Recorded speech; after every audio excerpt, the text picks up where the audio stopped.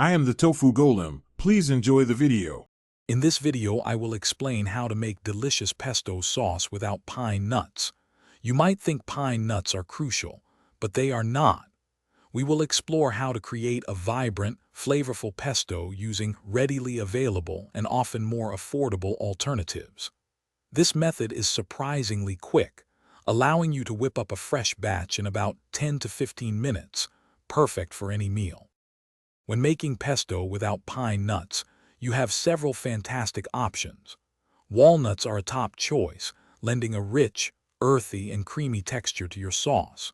Blanched almonds offer a slightly sweeter note, reminiscent of pine nuts. For those with nut allergies, sunflower or pumpkin seeds work wonderfully, providing a similar consistency. Simply replace the pine nuts with an equal amount of your chosen alternative. To make your nut-free pesto, start with about 2 to 4 cups of fresh basil leaves and 3 cloves of garlic. Add 1/3 to 1/2 cup of your preferred nut or seed substitute, along with 1/3 to 1/2 cup of grated Parmesan cheese. Blend these ingredients in a food processor, then slowly stream in 1/3 to 2/3 cup of good quality extra virgin olive oil until smooth.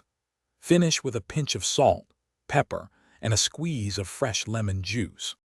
For the best pesto, always prioritize fresh, high-quality ingredients.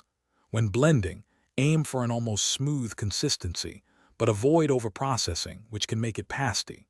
A small squeeze of fresh lemon juice not only enhances the flavor, but also helps maintain that vibrant green color. To store, place your pesto in an airtight container, then pour a thin layer of olive oil over the top.